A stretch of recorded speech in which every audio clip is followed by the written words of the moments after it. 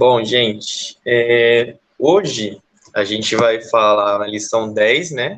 Como vocês sabem, a gente está estudando os profetas, estudando a história da redenção no Antigo Testamento, né? E a gente estudou na primeira revista como se deu o processo do desenvolvimento do povo hebreu e tudo mais, até chegar nos reis. E aí agora a gente está falando dos profetas e a mensagem deles antes do exílio, né? E hoje a gente vai estudar o livro do profeta Sofonias, que é um livro curtinho até, dá para ler bem rapidinho. E hoje a gente vai estar estudando esse profeta então. Mas aí antes de começar, vocês viram que eu mandei algumas perguntas lá no grupo, né? Assim que eu mandei o link da aula também, pedi para vocês pensarem em duas perguntas. Em coisas situações que vocês sentiram bastante raiva, ou situações que vocês sabem que alguém viveu e que sentiu bastante raiva também. Se você leu na Bíblia, sei lá, viu em algum filme. Mas queria saber de vocês, então, o que vocês pensaram, se vocês pensaram em alguma coisa. Vocês estão livres para poder falar, tá bom?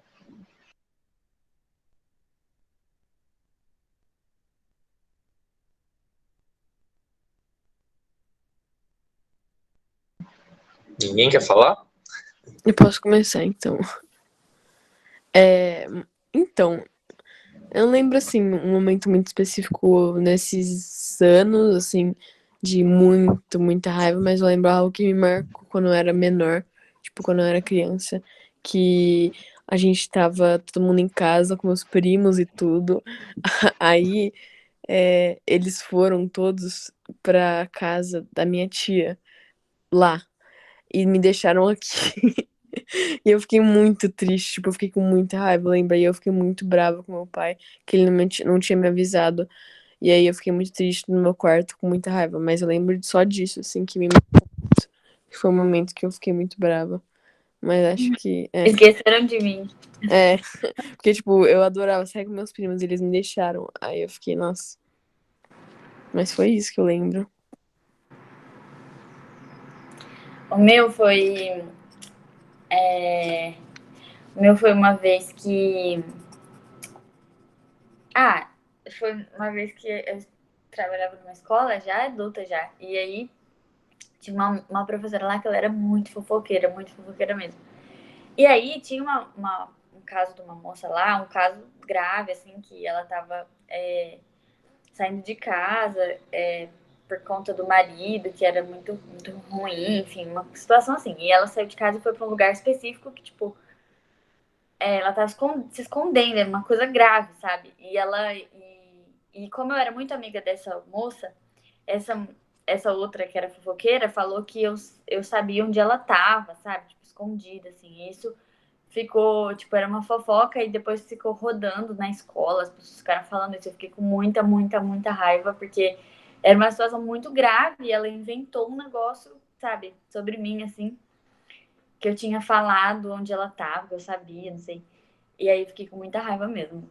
Aí eu falei pra diretora da escola, eu falei, não, chama ela aqui agora, porque a gente precisa esclarecer isso, não sei o quê. E ela não tem noção das coisas que ela fala. Fiquei com muita raiva. Imagino. Eu não consigo lembrar, assim, de alguma coisa, mas, quer dizer, com certeza, igual a Júlia falou, né, a gente vai ter muitos exemplos de vezes que a gente ficou com raiva dos nossos pais quando eles não deixaram a gente fazer alguma coisa. Nossa, sim. Com certeza isso vai existir. Sempre. Esse tem vários. Exemplos nos filmes ou na Bíblia que a gente vê, tem exemplo de Moisés também, né, quando ele fica com raiva lá e dá a cajadada na pedra, que Deus tinha mandado ele só falar para a pedra e a pedra ia soltar água. Mas aí ele ficou com raiva do povo que estava murmurando e a caixa dada na pedra. E isso futuramente teve até Era chato, hein? Oi? Aquele povo também era chato, hein? Não, o povo não ajudava, com certeza.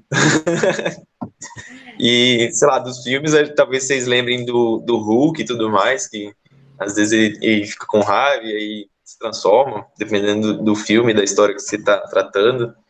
Mas, então, o que eu queria trazer com essas conversas, com essa reflexão às vezes, quando a gente sente raiva, né, quando a gente tem raiva de alguém, a gente pode até estar com razão. Igual, quando a Carol estava naquele ambiente e estava sofrendo difamação, basicamente, as pessoas estavam, falando mentira sobre ela, basicamente, fofocando, ela ficou com raiva, e ela teve aquela raiva ali com razão, porque ela estava tendo raiva contra algo que era errado. E a reflexão, né, o ponto que eu quero chegar se muitas vezes nós, que somos humanos, sentimos raiva por coisas que estão acontecendo e que são erradas, pense então quão maior não deve ser a raiva que Deus sente, a ira, né, que é o termo que a gente vê sendo utilizado na Bíblia, quão maior não deve ser a ira de Deus diante dos pecados, diante do erro do povo. Então, o tema que a gente vai estar abordando hoje na nossa lição é um pouco disso, né, da ira de Deus e como ela vai se manifestar diante do povo de Deus, mas ao mesmo tempo como essa ira não é algo, digamos assim, definitivo, né? Como definitivo não, global, como não é algo que vai se aplicar a todas as pessoas, mas aqueles que são fiéis a Deus podem ser poupados. Mas já estou me avançando um pouco, então vamos começar do começo. Quem é Sofonias, na verdade? Quem é essa pessoa que a gente está falando, que tem um nome engraçado, que parece até nome de instrumento musical? Tem muitas piadas com isso. Mas, enfim, eu vou pedir para vocês abrirem, se puder estar aí com a Bíblia fácil, abram aí em Sofonias e deixem aberto que a gente vai passear bastante por alguns versículos. E eu vou pedir para Luísa, você pode ler o versículo 1 do capítulo 1 de Sofonias?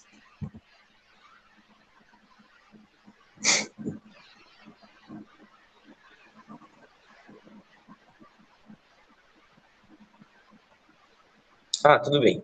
Carol, você lê aí pra gente, então? Sofonias 1:1. Palavra do Senhor que veio a Sofonias, filho de Cusi, filho de Gedalias, filho de Amarias, filho de Ezequias, nos dias de Josias, filho de Amon, rei de Judá. Tá, então vamos nos lembrar um pouco da história, que vai ser bem necessário para a gente entender tudo isso. Alguém de vocês aqui lembra quem é esse tal de Josias, que a gente ouviu falar aqui nesse primeiro versículo? Teve um episódio bem importante na Bíblia que aconteceu com ele. Eita, tá cortando. Teve um episódio bem importante na Bíblia que aconteceu com ele.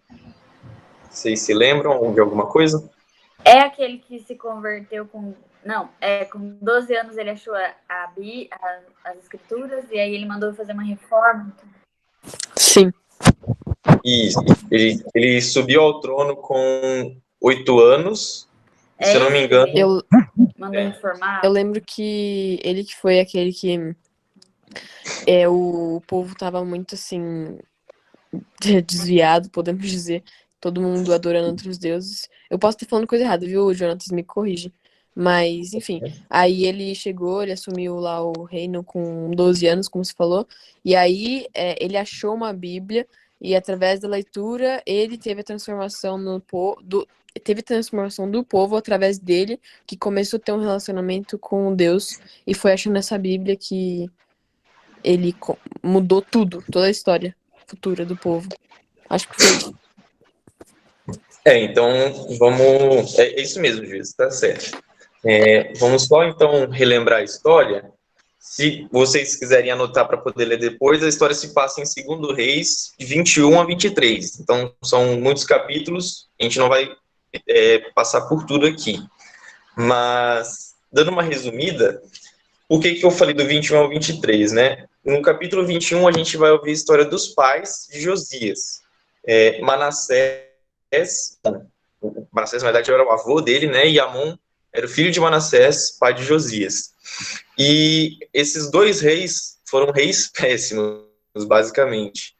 Foram reis que incentivaram a idolatria e tudo mais. Manassés até mesmo sacrificou um dos seus filhos para Moloque, e ele promoveu a idolatria e o povo basicamente se esqueceu de Deus. E depois disso, Amon viveu da mesma forma, pecando contra Deus, incentivando a idolatria e tudo mais, e a situação ficou tão feia que os oficiais do reino ali, né, de Amon, planejaram um golpe e mataram Amon, eles assassinaram mesmo. Só que aí, então, algumas pessoas mataram essas pessoas que assassinaram Amon, né, tipo, meio que se vingando, e colocaram Josias como rei, que era neto de Manassés, que era um rei horrível. E Josias, então, ele foi declarado rei quando ele tinha 8 anos, ele era bem pequenininho assim, nem sabia o que estava acontecendo direito. E aí, então, na verdade, 18 anos depois, no 18º ano do seu reinado, está no versículo 3 do capítulo 22, ele já estava com 26 anos, então, né, ele declara, ele pede, né, para o sacerdote fazer uma limpeza no templo, para poder tentar reorganizar o templo e tudo mais. E ali, então, o rolo do livro da lei, né, das leis de Moisés é achado, e então eles leem e o povo tem um avivamento. E até mesmo uma curiosidade, né, quando a gente lê no versículo 1 aqui, que Sofonias ele era trineto de Ezequias, de algum Ezequias, é bem provável que esse Ezequias fosse o rei Ezequias, que era o pai de Manassés. Então, assim, Sofonias, de uma certa forma, ele é até meio que parente, assim, de Josias. O bisavô de Josias era Ezequias, e o triavô de Sofonias também era o rei Ezequias. Então, eles eram meio parentes, assim. E então, como que a gente vai entender a profecia de Sofonias? Ele profetizou ao povo de Deus nesse tempo antes de Josias encontrar o livro da lei no templo. Ele faz a profecia ao povo, chama o povo ao arrependimento, e então Josias vai ouvindo essa mensagem, ele deseja mais de Deus, e aí, por conta disso, futuramente Josias vai encontrar, através das buscas no templo, né, o livro da lei. Então, situando, né, é nesse momento que a gente vai ver a pregação, a profecia de Sofonias acontecendo. Tá bom? Alguma dúvida, gente? Então, alguma coisa que não ficou claro? Que essa parte é relevante para a gente entender a mensagem que ele traz.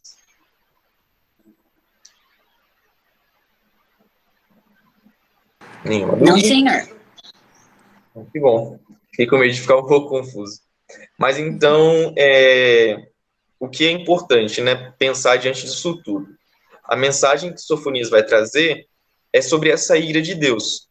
Como eu falei, né? Os reis que vieram antes de Josias, eles estavam ali pecando deliberadamente contra Deus e incentivando o povo de Israel, de Judá, na verdade, né, do Reino do Sul, a pecar. Então, Deus não ia permitir que esse povo saísse impune, saísse ileso, depois de tanta desobediência e tanta ofensa. Ele é um Deus justo e ele vai trazer a condenação, ele vai trazer o juízo para aqueles que não obedecem a sua palavra, não obedecem a sua vontade. E é igual eu falei no comecinho, né? Se a gente muitas vezes sente raiva quando alguma coisa ruim acontece com a gente, o quão maior não deve ser a raiva que Deus sente quando aquelas pessoas que são o seu povo pecam contra ele. Então, a profecia de Sofonias vai se desenrolar, né, no livro dele, e ele vai falar sobre o dia do Senhor. A gente já comentou, talvez, de algumas coisas sobre o dia do Senhor antes, e também em algumas devocionais que a gente está tendo ali no Instagram também. E eu queria saber de vocês, o que vocês se lembram, o que vocês acham que é esse tal de dia do Senhor.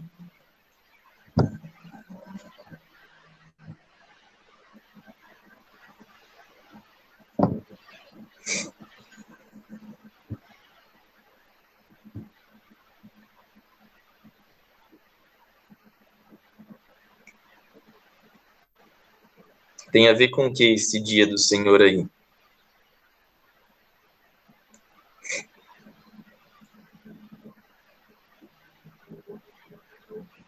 Tem a ver com o juízo de Deus, né? O dia que Deus vai executar seu julgamento. E, na verdade, um detalhe muito importante é que, na maioria dos profetas que vão profetizar a respeito desse juízo, esse dia do Senhor, Joel, a gente vê ele falar sobre isso, em Sofonias a gente vê também, é que esse dia do Senhor, ele, na verdade, se trata de duas épocas distintas. Então, o dia do Senhor tanto funciona para explicar para o povo, né, que Deus vai mandar a condenação e vai levar o povo ao exílio por conta do pecado deles, eles vão ser punidos e tudo mais, mas também, ao mesmo tempo, isso vai apontar lá para o futuro, quando for o dia do julgamento final, o dia do julgamento quando Jesus voltar, e quando Deus vai executar seu juízo sobre todas as nações, sobre todas as pessoas da face da terra. Então, no primeiro sentido, esse dia do Senhor é o dia de juízo contra os judeus que estavam pecando, mas, ao mesmo tempo, no final dos tempos, né, esse dia do Senhor também vai ser um juízo contra todos, sobre toda a humanidade, né, sobre todas as pessoas da humanidade. Então, por que esse dia do Senhor é alguma coisa válida? Por que a gente pensar nessa questão de ira de Deus é uma coisa válida, é uma coisa que faz sentido, né?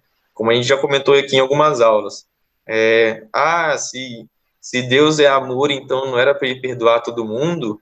Se Deus ele é tão bonzinho como a Bíblia fala, então por que ele condena o seu povo e tudo mais? Então, a gente começa a explicar tudo isso, entender tudo isso, quando a gente para pensar na soberania de Deus. E o que quer dizer ser soberano? Agora eu quero ver vocês. Deem definições, assim, do que vocês acham que é alguém ser soberano sobre alguma coisa. É ter controle sobre tudo e, assim, ele sendo o criador de tudo, a soberania que ele tem sobre tudo e sobre todos é imensa e infinita, né? Uhum. Acho que isso, tipo, soberano sobre tudo. Ele que está em primeiro lugar porque ele que criou tudo e ele é dono de tudo. Acho que é isso que eu penso. Mas eu vou até refinar, então, esse conceito que vocês deram. Vamos pensar, por exemplo, numa empresa. E aí tem o cara da informática, que ele é capaz de controlar todas as planilhas da empresa, e, sei lá, se ele quiser até mudar a folha de pagamento, mudar o salário das pessoas, ele pode mudar. Ele tem o controle sobre tudo? Ele é soberano, esse funcionário?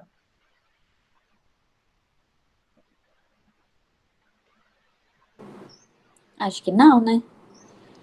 Acho que o soberano é aquele que, tipo, manda, o chefe. Ele é o patrão que é o soberano, né? Então, esse funcionário, mesmo que ele tenha, entre aspas, ele, né, controle sobre tudo, ele ainda depende do conselho de alguém, da opinião de alguém, da ordem de alguém, né? Então, assim, é claro, vocês estão certos no que vocês falaram, do que ser soberano é alguém que tem controle sobre tudo, mas mais do que ter controle sobre tudo, é uma pessoa também que não depende do conselho de ninguém. Ela é a autoridade suprema. Tipo, não tem que pedir. Deus não pede para a gente conselho para poder tomar alguma atitude. Ele não pede, não espera de nós o consentimento para que, tipo, eu só vou te abençoar se você concordar. Tipo, eu só vou punir você se você concordar que você merece a punição. Deus não faz esse tipo de barganha com a gente. Igual a Bia falou, né? Ele tem esse poder absoluto. Então, assim, voltando para o que eu estava falando, então essa soberania de Deus vai nos mostrar de que o fato dele controlar o universo inteiro dá a ele total autoridade, total poder, total capacidade, ou o que mais vocês quiserem pensar, para poder também executar juízo, para poder executar justiça e fazer a sua ira se manifestar. E aí, então, agora a gente vai ler alguns versículos, eu vou pedindo para vocês, né? Eu vou pedir primeiro para Paulinha ler Sofonias capítulo 1, versículo 7, e depois do versículo 14 ao 18. Pode ser? Pode ser.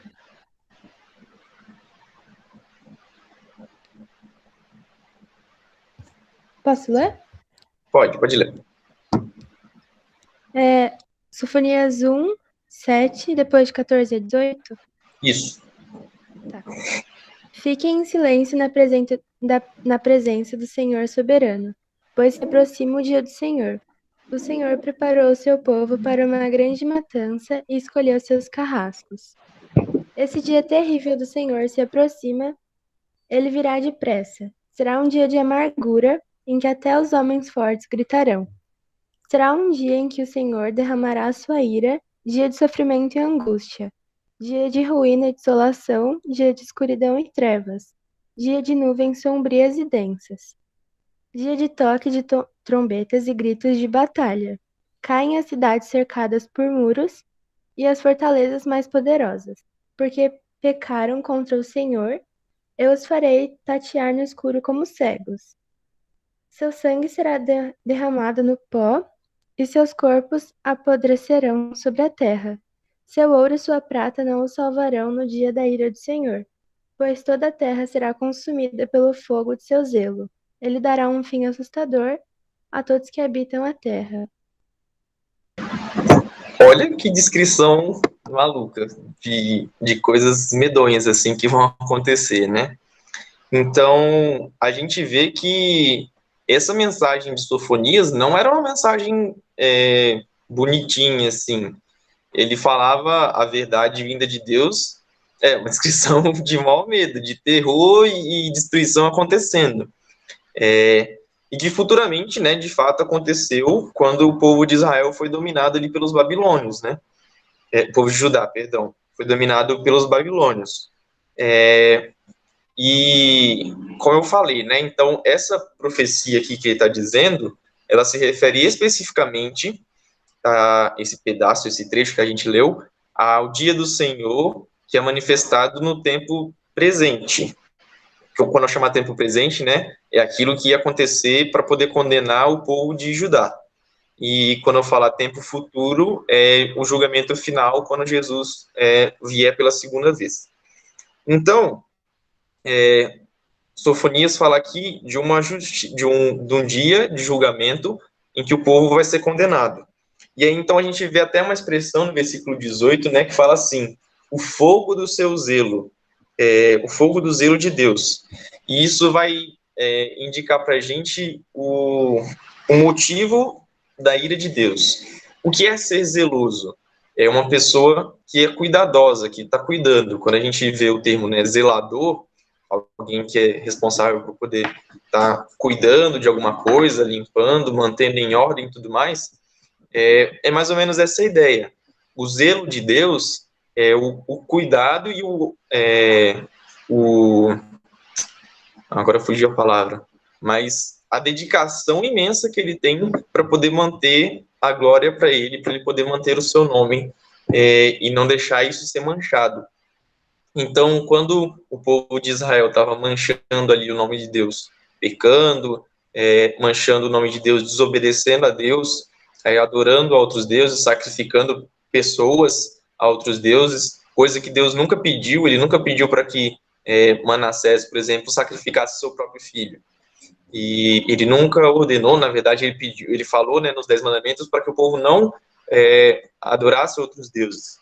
Então, por conta disso, a ira de Deus foi crescendo, e ali, se a gente ler, né, o capítulo 2, versículo 2, fala assim, reúna-se antes que comece o julgamento, antes que o tempo passe como palha levada pelo vento. Tome uma providência agora, antes que caia a terrível fúria do Senhor e comece o dia da ira do Senhor. Então, é essa ira de Deus que está sendo falada aqui. E aí, como a Rafa falou também, né? Uma descrição, foi a Rafa que falou, né? Deixa eu até conferir.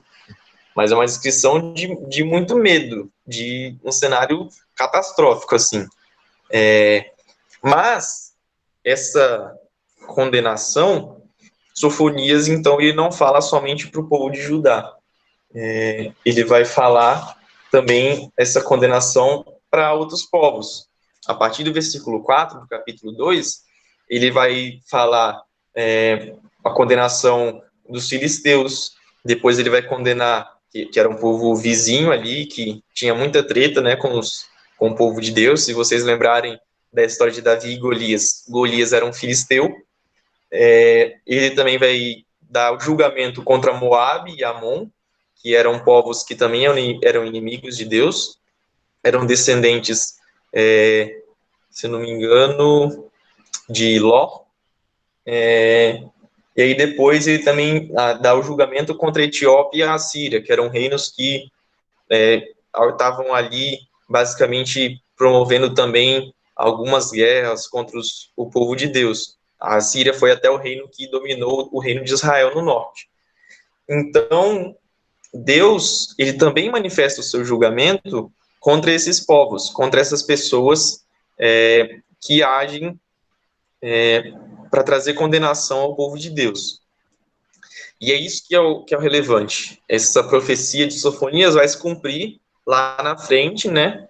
Quando Jesus voltar e a gente sabe que os inimigos de Deus não vão ficar impunes. E aí, então, a gente, de novo, eu falo daquela reflexão que a gente faz. Que as pessoas podem se perguntar, mas se Deus é um Deus tão amoroso, então por que ele fez tanta maldade com o povo que era o povo dele? E é basicamente isso. Deus, ele quer do seu povo obediência, mas o seu povo estava desobedecendo a ele. Então, ele utiliza, é claro, segundo a sua vontade, povos, outras nações, para poder trazer sofrimento para o seu povo, como condenação que ele já tinha prescrito na lei, pela desobediência. Mas essas pessoas que vão estar fazendo mal contra o povo de Judá, elas também não vão ficar impunes. Futuramente, elas também vão receber a condenação de Deus no dia do juízo. Então, a gente vê nisso tudo que Deus é um Deus soberano e que ele governa todo o universo. Ele tem um plano sobre toda a história. Não é como se ele começasse a escrever, aí ele parasse e falar, tá, o que eu vou escrever agora? O que eu vou inventar? Porque agora eu não sei o que eu vou fazer, né? Eu tenho que punir o povo de Israel. Eu vou botar um reino para poder dominar eles. Mas ele não faz isso sem um plano, sem um propósito. Ele já sabe que futuramente essas pessoas também vão ser condenadas. E às vezes, quando a gente fala isso, a gente pode estar achando que, mas isso é coisa do Antigo Testamento, isso não tem nada a ver com hoje em dia, mas isso não tem nada a ver com as coisas que acontecem conosco. A gente não precisa aplicar o Antigo Testamento nas nossas vidas hoje. E isso é uma mentira. A gente precisa buscar o arrependimento e buscar não agir da mesma forma como essas pessoas teimosas de Israel e de Judá agiram no passado. A gente tem que buscar fazer aquilo que é certo e buscar a vontade de Deus. Então, tem uma frase aqui que eu achei interessante na revista, né? Ele fala assim, essas profecias que Deus faz, tanto para Judá como para os outros reinos que oprimiam Judá, elas se cumpriram algumas parcialmente, mas todas elas apontam para um julgamento final que virá quando o Senhor Jesus voltar em sua glória. E vai ser nesse dia que essas profecias vão se cumprir por completo. Então, de certa forma, essa uma das partes principais da mensagem de Sofonias, falando sobre a ira de Deus e o dia do Senhor. Alguma dúvida, gente? Alguma coisa que vocês queiram comentar, que talvez não ficou claro, que vocês queiram acrescentar sobre essa parte?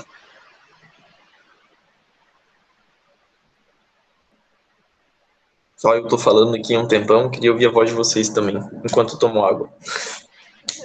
Eu vou falar uma coisa, então, que nessa parte que você comentou sobre se Deus é bom porque ele faz essas coisas, que é um questionamento que atinge muitas pessoas, principalmente as não crentes, mas as crentes às vezes também.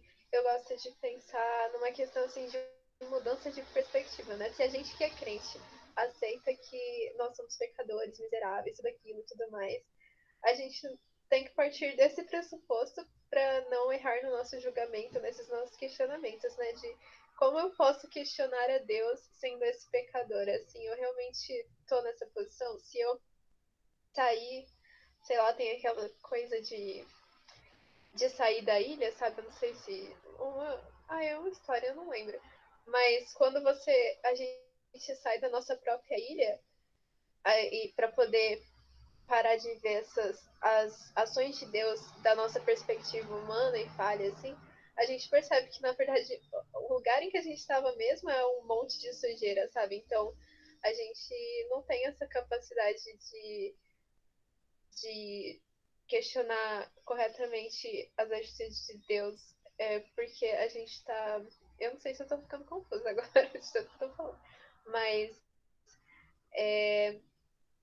a gente, da nossa perspectiva, a gente sempre vai tender, se a gente for questionar Deus da nossa perspectiva humana, a gente vai falhar. É isso que eu queria falar, mas acho que eu fiquei confusa no final. Não, deu para entender sim. Tem até um exemplo da vida real disso aí, né? Se não me engano, acho que é nas Maldivas, que é um país que, na verdade, é um arquipélago, né? São várias pequenas ilhinhas, assim, que não são nem muito altas, sei lá, tipo, uns 2 metros acima da água, no máximo. E aí, tipo, se a gente for parar para pensar, né? Onde é que essas pessoas que vivem ali vão jogar o lixo? Vão se desfazer das coisas que são sujeiras, assim. E aí lá tem uma ilha que basicamente é um lixão, tipo, eles botam lixo no barco, mandam para essa ilha e ficam empilhando lá. E é basicamente a nossa vida, né? A nossa justiça. A gente vai ver na Bíblia também que as nossas tentativas de fazer justiça são trapos de imundícia. E quando a gente... O que essa expressão, né, trapo de imundícia quer dizer, a gente pode parar para pensar, tipo, pensa aquele pano de chão que tá surrado, todo rasgado, assim, bem sujo. Mas, na verdade, nem a forma literal do que esse texto quer dizer eram os trapos, os panos, as bandagens que os leprosos tinham, né? Que eles tinham que se cobrir e tal, tudo bem, tudo mais, porque a carne deles, a pele, né, e tudo mais, estava apodrecendo enquanto eles estavam vivos. Era uma doença que na época era muito difícil de se tratar, na verdade, poderia se dizer que era incurável, a não ser por um milagre de Deus. Então, quando a gente lê lá em Jeremias que a nossa melhor tentativa de fazer alguma coisa boa é trapo de imundícia, então a gente para ver que nosso senso de justiça está totalmente deturpado. Se a gente para julgar Deus e achar que ele está fazendo alguma coisa errada, quem é a gente, né? Com o nosso conceito de justiça quebrado para poder julgar o que Deus está fazendo. Então, só sumarizando o meu pensamento, que eu queria falar era mais ou menos isso, tipo, se eu tô começando a questionar as atitudes de Deus, achar que ele tá sendo injusto, que ele tá sendo mal, etc., eu paro, eu saio da minha ilha, percebo da minha ilha, da minha perspectiva humana, percebo toda a sujeira que tá lá e eu vejo, não, eu sou errada, né? Então, eu que devo estar pensando errado, Deus não pode estar sendo mal.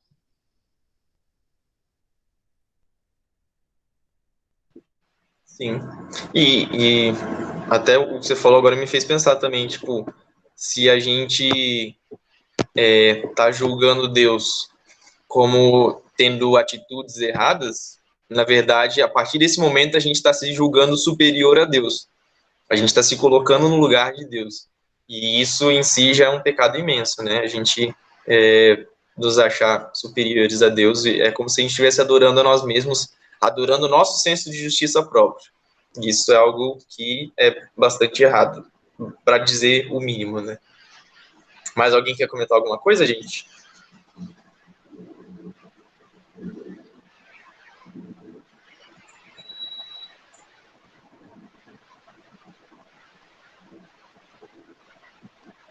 Bom, depois desse, um dos pontos principais, né, da pregação de Sofonias é essa questão da ira de Deus e o dia do Senhor, mas o segundo ponto principal da pregação de Sofonias é que ele não fala somente daquele dia terrível, que nem a Paulinha leu, que é uma descrição medonha, assim.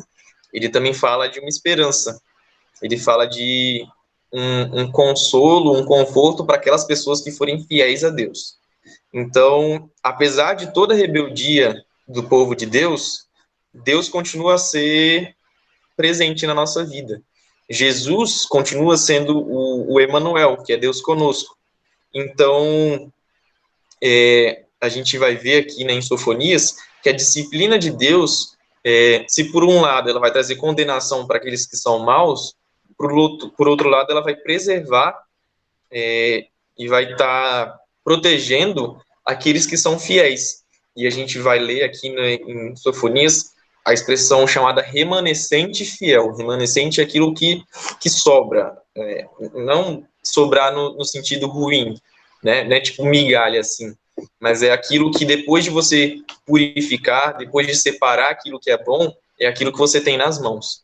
Então, é algo que é precioso. É como se você tivesse achado um punhado de pedras ali em algum lugar, e dentro dessas pedras você está separando ali, você está recolhendo as pedras que são preciosas, as pedras que são valiosas. Então, você joga fora aquilo que é inútil, e o remanescente, aquilo que sobra nas suas mãos, é algo precioso. Então, Deus, ele é um rei soberano que vai estar agindo com amor para com aquelas pessoas que são fiéis a ele, são fiéis à sua aliança. Que episódio da Bíblia, por exemplo, vocês podem se lembrar, mais do comecinho, né, de tudo, em que Deus preservou aqueles que eram fiéis? Essa tá bem fácil, gente, vocês podem responder.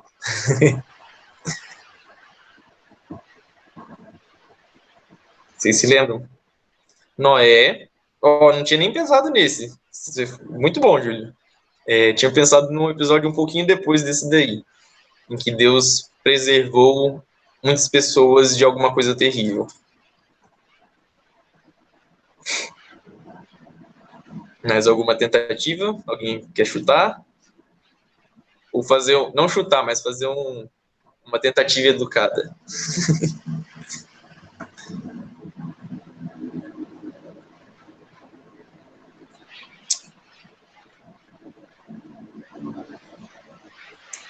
Vocês se lembram das pragas do Egito? Alguma coisa? Eu ia falar de Ló. Também. Então tem vários, né? Não tem nem só um. Mas vocês lembram das pragas do Egito? Alguma coisa que aconteceu? Que Deus preservou? Tô dando a dica já. Podem falar, gente. Eu quero ver vocês falando da história, para saber se vocês lembram. Isso, Rafa. O que aconteceu com Moisés?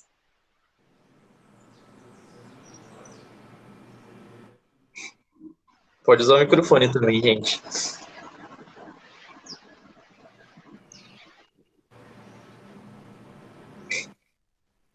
Isso, Deus protegeu o seu povo, então, das pragas, né, que ele estava enviando ali para poder mostrar o seu poder para o Egito. E a parte principal disso, né, é quando Deus providencia para o seu povo o livramento da 10ª praga, que era a morte de todos os primogênitos. Então, Deus institui, né, a Páscoa, institui o sacrifício do cordeiro e tudo mais na Páscoa, que representa o fato de Deus estar salvando o seu povo da morte dos primogênitos através da morte de um cordeiro. Então, era a substituição, né, no lugar dos primogênitos morrerem, o sangue do cordeiro estava sendo derramado e passado nas portas, e isso apontaria, na verdade, futuramente para Jesus, né, que ele era o filho primogênito de Deus, e que teve que morrer e derramar o seu sangue para poder morrer em nosso lugar. E como vocês estão falando, né, a Carol falou de Ló e como Deus livrou ele da condenação ali em Sodoma e Gomorra. O Júlio falou de como Deus livrou Noé e sua família da condenação que ele trouxe para a terra. A Rafa falou de José também, como Deus livrou a família de Jacó, né, e todos os seus filhos ali, toda a sua descendência da fome na terra. Então, gente, não é difícil ver na Bíblia exemplos de Deus protegendo e guardando o seu povo quando ele estava executando um juízo sobre a terra, executando juízo sobre alguém. Igual, né, ali no Egito ele estava executando um juízo sobre Faraó e as pessoas do Egito. No dilúvio, Deus estava executando juízo sobre a maldade das pessoas na terra, e tudo mais. Então, em Sodoma e Gomorra, né, Deus salvou a vida de Ló, mas o que Sofonias eu quero destacar aqui no livro de Sofonias, é quais são as características dessas pessoas a quem Deus vai salvar, a quem ele vai proteger. Eu vou pedir para Vinícius ler para a gente Sofonias 2:7 e a Bia Sofonias 3:9. Vocês podem ler para a gente? Sim, só vou abrir aqui. Vinícius e Bia? Sim, só vou abrir aqui. Qual que é mesmo? Sofonias. Vinícius Sofonias 2:7 e Bia Sofonias 3:9. Tá.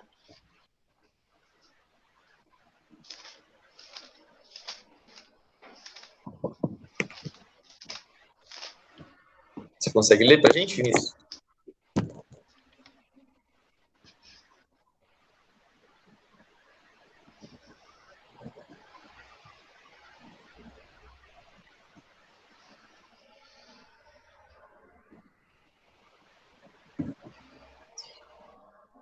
Qualquer coisa eu leio aqui rapidinho, então. Sofonias 2:7. O remanescente da tribo de Judá ali se alimentará, e à noite descansará nas casas abandonadas de Ascalon, pois o Senhor seu Deus visitará seu povo e em sua bondade os restaurará. Pode ler, Bia. Então darei lábios puros aos povos, para que todos invoquem o nome do Senhor e o sirvam de comum acordo. Então, aqui Deus está manifestando o seu desejo, né, de preservar a vida daquelas pessoas que são fiéis. E agora, sim, de fato, né, a gente vai ver as características desse povo. Sofonias 3:13. Você pode ler para a gente também, Bia? Nossa, 3:13, né? Os restantes de Israel não cometerão iniquidade, nem proferirão mentira, e na sua boca não se achará língua enganosa, porque serão apacentados, deitar-se-ão e não haverá quem os espante. Então, vamos lá. A gente viu esse versículo aí, e agora eu quero que vocês interpretem, né? Quais são essas características aí desse remanescente, desse restante do povo de Deus que é fiel? Podem escrever no chat aí mesmo, se vocês quiserem. Baseados nesse versículo que a gente leu.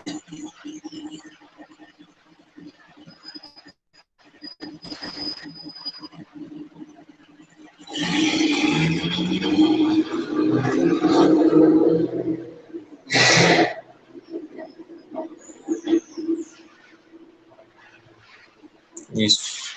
Era um povo que estava em comunhão com Deus. E algumas características que ele fala no versículo, né? São pessoas que não vão cometer injustiça, não vão mentir, o que mais?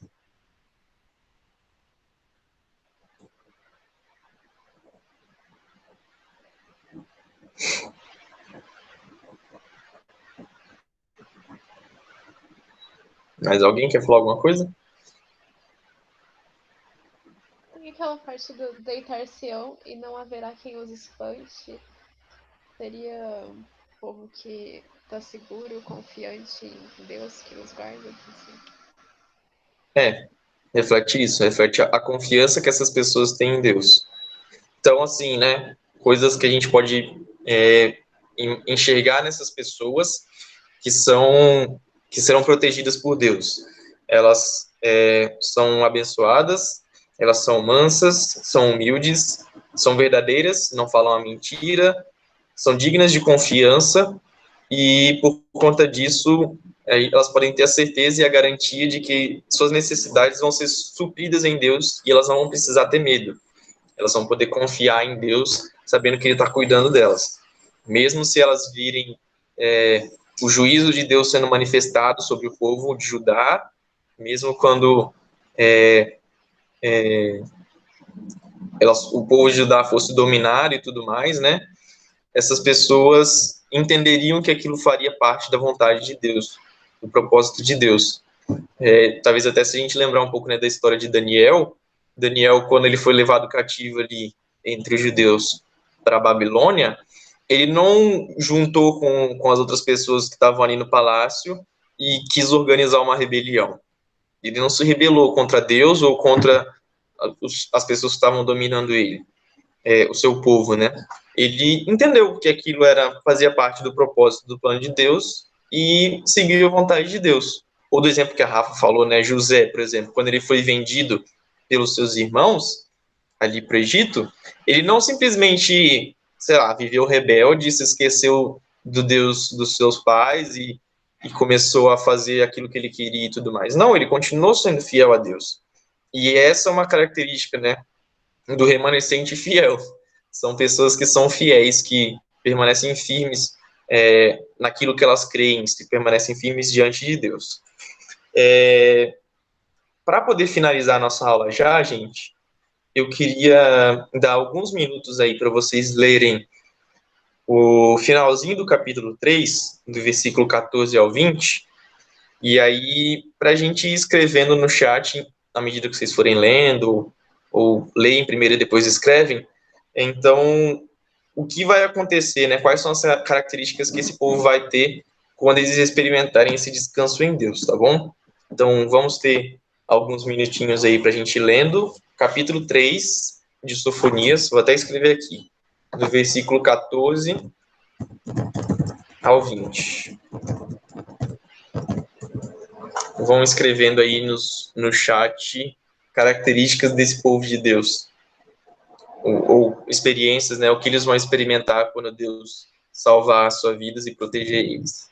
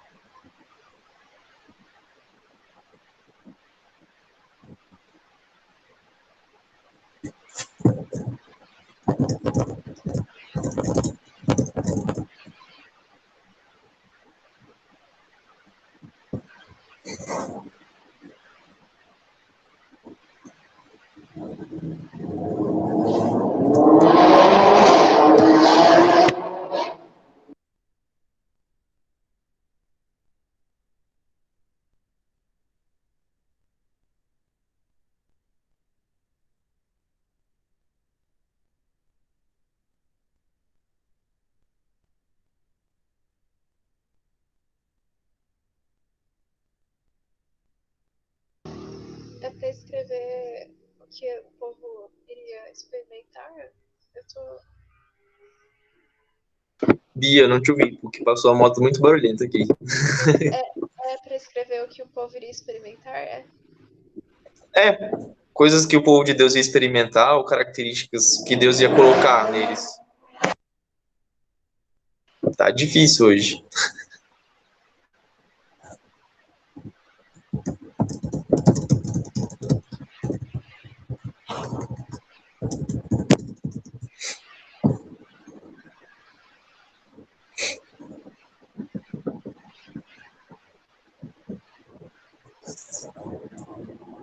Podem ir falando, gente, nos comentários.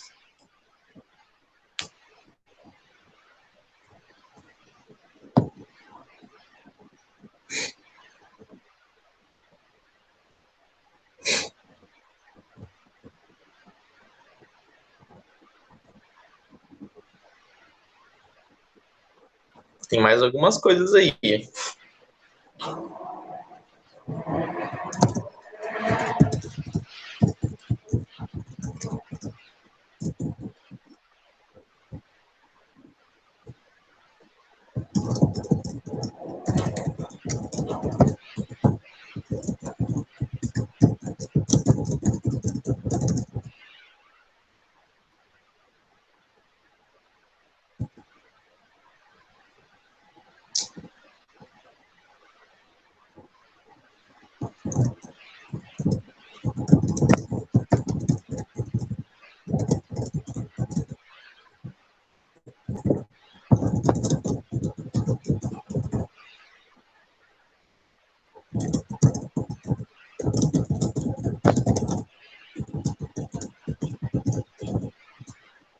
Tá, então eu vou começar a ler aqui, enquanto vocês podem continuar escrevendo.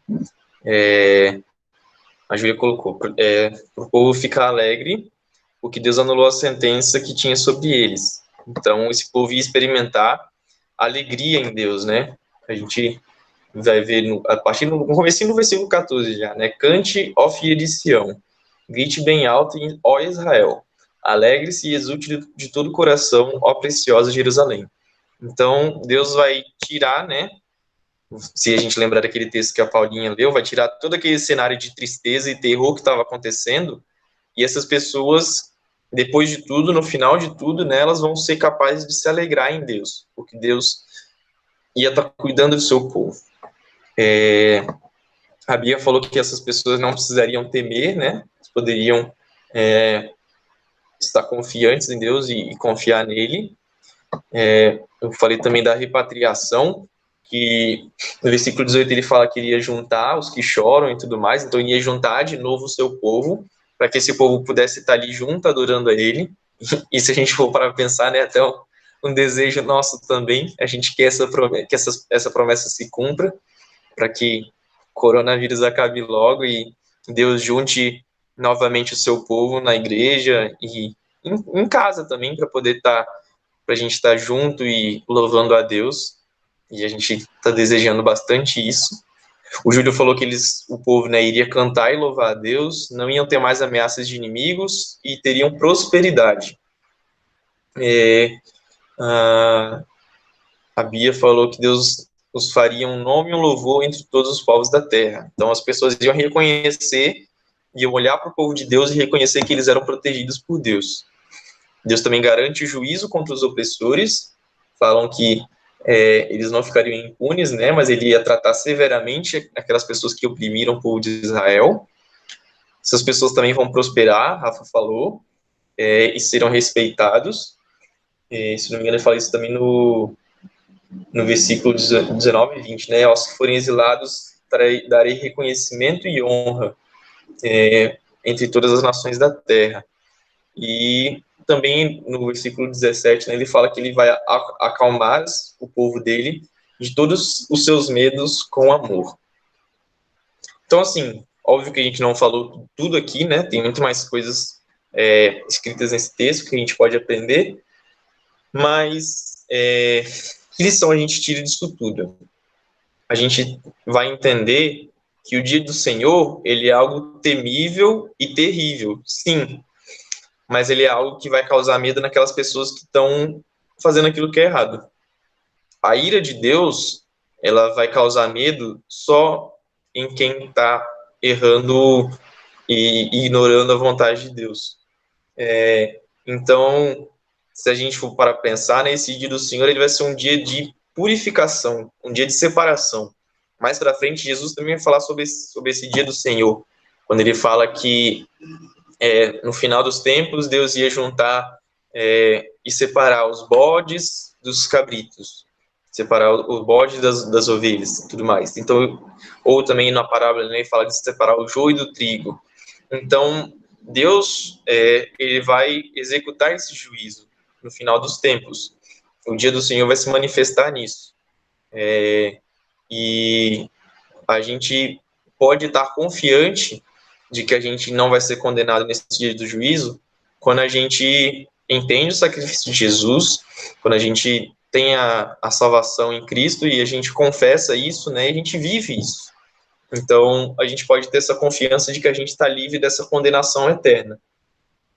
E já, né, trazendo então para o final, como a gente pode enxergar o livro de Sofonias hoje?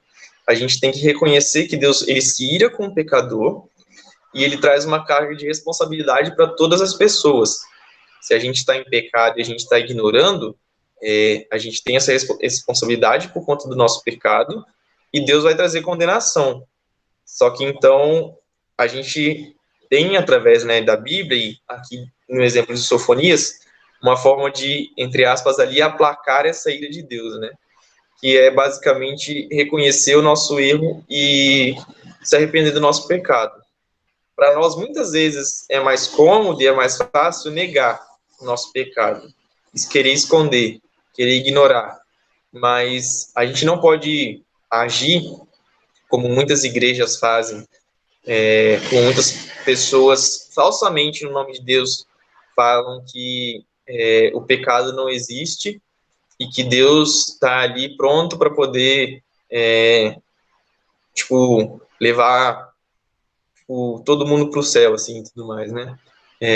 De fato, Deus é uma pessoa bondosa, é uma pessoa que ama, que demonstra o seu amor, mas ele, ao mesmo tempo, a gente não pode achar que ele não vai executar a sua justiça. Ele é um Deus que vai executar o seu juízo, sim. Então, quando a gente nega essa ira de Deus, quando a gente nega o nosso pecado, na verdade, a gente só vai aumentar, vai agravar o nosso pecado, né? E isso vai nos levar para mais longe de Deus. Então, a gente tem que buscar se aproximar dele, buscar se aproximar da sua vontade, entender o seu desejo para as nossas vidas. E aí, então, como versículo que eu quero destacar, né, no final dessa lição, é Sofonias 2:3, que diz assim: todos vocês, humildes, busquem o Senhor e sigam suas ordens. Busquem a justiça e vivam com humildade. Talvez o Senhor os proteja no dia de sua ira.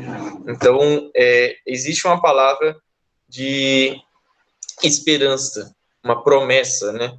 Esse livro de Sofonias não é um livro só de desespero, de falar que o povo vai ser condenado, mas ele é um livro de esperança para que a gente confie em Deus, sabendo que ele vai proteger aqueles que são fiéis a ele. Então, se a gente talvez não está levando o pecado a sério, isso é um sinal de que, na verdade, a gente não está levando Deus a sério. A gente não está levando aquilo que Deus quer, aquilo que Ele deseja em conta. A gente precisa levar Deus a sério. Então, a gente vai ver, né, que a justiça de Deus, ela se manifesta no presente de várias formas, e inclusive ela continua se manifestando hoje, né? Deus continua punindo aqueles que são injustos através da forma como ele acha necessário, como ele acha que deve acontecer. Muitas vezes a justiça humana, né, coloca na prisão e julga e condena aqueles que são maus.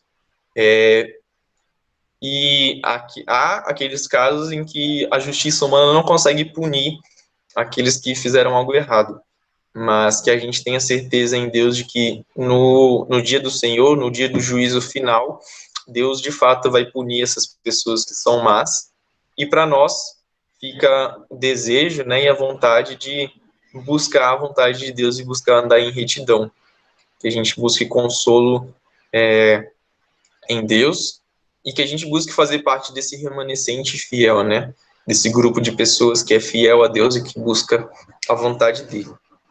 Amém, gente? Acho que é isso que eu queria trazer para a gente hoje, essa reflexão no livro de Sofonias, e que, assim, Deus nos abençoe.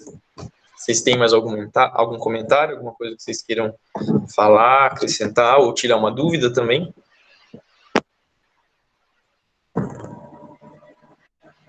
Fiquem à vontade, gente.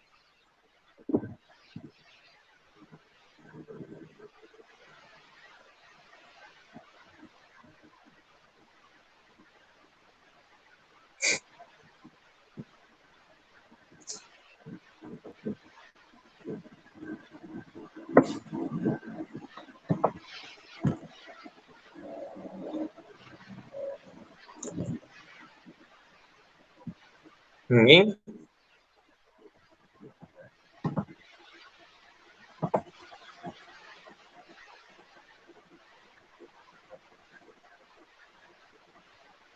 Então, amém. Deus nos abençoe, nos conforte e nos faça buscar fazer aquilo que é certo, né?